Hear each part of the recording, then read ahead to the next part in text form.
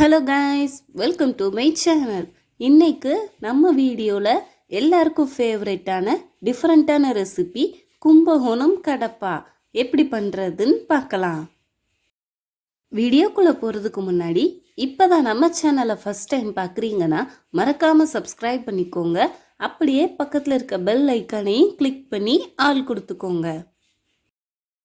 இந்த கும்பகோணம் கடப்பா ரெசிபியை கடப்பா சாம்பார்னு சொல்லுவாங்க. கடப்பா சாம்பார் தஞ்சாவூர் டிஸ்ட்ரிக்டில் ரொம்ப ஃபேமஸ். இந்த கடப்பா சாம்பார் இட்லி, தோசை, சப்பாத்தி, பூரிக்கெல்லாம் ரொம்ப நல்லா இருக்கும். கும்பகோணம் கடப்பா செய்ய தேவையான இன்க்ரீடியன்ட்ஸ் என்னென்னு ஃபஸ்ட்டு பார்க்கலாம்.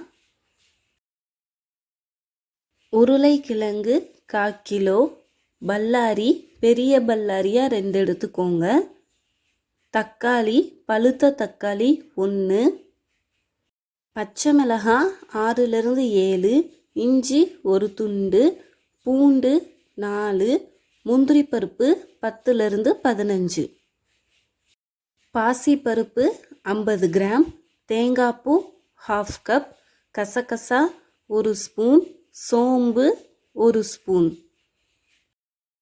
ஃபர்ஸ்ட் உருளைக்கிழங்க நல்லா அலசிட்டு அது மூழ்கிற அளவுக்கு தண்ணி சேர்த்து குக்கரில் வேக வச்சு எடுத்துக்க போகிறோம். உருளைக்கிழங்கு வேகிறதுக்குள்ள பாசிப்பருப்பு ரெடி பண்ணிக்க போகிறோம். அதுக்கு ஒரு பேனில் பாசிப்பருப்பை ஆயில் எதுவும் சேர்க்காம லோ ஃப்ளேம்லேயே வறுத்துக்கோங்க. பாசிப்பருப்பு கலர் சேஞ்ச் ஆகிற வரை வறுத்தா போதும். பாசிப்பருப்பையும் நல்லா அலசிட்டு அது மூழ்கிற அளவுக்கு தண்ணி சேர்த்து வேக விடுங்க. உருளைக்கிழங்கு பாசிப்பருப்பு 2 வெந்துருச்சு. உருளைக்கிழங்க தோல் எடுத்து வச்சுருக்கேன். தக்காளி பல்லாரி எல்லாம் சின்ன சின்னதாக கட் பண்ணிக்கோங்க. இப்போது கடாப்பாக்கு தேவையான தேங்காய் மசால் ரெடி பண்ணிடலாம். அதுக்கு மிக்ஸி ஜாரில் பூண்டு, கசகசா, இஞ்சி, சோம்பு, பச்சை மிளகா, தேங்காய் எல்லாத்தையும் சேர்த்து தண்ணி ஆட் பண்ணி நல்லா மையாக அடிச்சுக்கோங்க. எல்லாம் ரெடியாக இருக்குது. கடப்பா செய்ய ஸ்டார்ட் பண்ணிடலாம். அதுக்கு ஒரு பேனில் 3 ஸ்பூன் தேங்காய் எண்ணெய் சேர்த்துக்கோங்க. எண்ணெய் நல்லா சூடானதும் 1 ஸ்பூன் கடுகு, 1 ஸ்பூன் சீரகம், 1 பட்டை சேர்த்து வறுத்துக்கோங்க. கடுகு சீரகம் நல்லா பொரிஞ்சதும் 1 கைப்பிடி கருவேப்பிலை சேர்த்து வதக்கிக்கோங்க. கட் பண்ணி வச்சிருக்கிற பல்லாரி சேர்த்து நல்லா வதக்கிக்கோங்க. அடுத்ததாக கட் பண்ணி வச்சிருக்கிற தக்காளி ஆட் பண்ணி வதக்கிக்கோங்க. தக்காளி பல்லாரி நல்லா வதங்கிறதுக்கு 1 ஸ்பூன் மஞ்சப்பொடி, 1 ஸ்பூன் உப்பு சேர்த்து மிக்ஸ் பண்ணிக்கோங்க.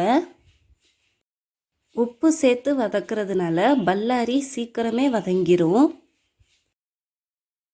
பல்லாரி தக்காளி நல்லா வதங்கினதும் நம்ம அரைச்சி வச்சிருக்கிற தேங்காய் பேஸ்ட்டை சேர்த்துக்கோங்க. மிக்ஸி ஜார் அலசி அந்த தண்ணியவும் சேர்த்துக்கோங்க. தண்ணி சேர்த்துட்டு நல்லா கலந்து விட்டுக்கோங்க. இந்த ஸ்டேஜில் கடப்பாக்கு தேவையான தண்ணி சேர்த்துக்கோங்க. தண்ணி சேர்த்தாச்சு. இப்போது கடப்பாக்கு தேவையான உப்பு சேர்த்து கலந்து விட்டுக்கோங்க. உப்பு சேர்த்துட்டு கடப்பாவை நல்லா கொதிக்க விடுங்க. கடப்பா நல்லா கொதித்ததும் நம்ம வேக வச்சுருக்கிற உருளைக்கிழங்க மேஷ் பண்ணி ஆட் பண்ணிக்கோங்க. உருளைக்கிழங்க ஆட் பண்ணிவிட்டு நல்லா மிக்ஸ் பண்ணி விட்டு கொதிக்க விடுங்க. உருளைக்கிழங்கு நல்லா கொதிக்கட்டும். அதுக்குள்ளே நம்ம பருப்பு ரெடி பண்ணிக்க போகிறோம். நம்ம வேக வச்சு எடுத்துருக்கிற பாசிப்பருப்பில் கொஞ்சமாக தண்ணி சேர்த்து கரைச்சி வச்சுக்கோங்க. உருளைக்கிழங்கு நல்லா கொதித்ததும் நம்ம கரைச்சி வச்சுருக்கிற பருப்பை ஆட் பண்ணி கொதிக்க விடுங்க. பருப்பை நம்ம தண்ணியில் கரைச்சிட்டு தான் ஆட் பண்ணுறோம். ஸோ பருப்பு ஈஸியாக கடப்பால் மிக்ஸ் ஆகிக்கும். இப்போ பருப்பு ஆட் பண்ணியிருக்கோம், நல்லா கொதிக்கட்டும். இந்த ஸ்டேஜில் டேஸ்ட் பார்த்துட்டு உப்பு தேவைப்பட்டால் இன்னும் கொஞ்சம் உப்பு ஆட் பண்ணிக்கோங்க. பருப்பு சேர்த்து நல்லா 2 கொதி வந்ததும் கொத்தமல்லி இலை தூவிக்கோங்க.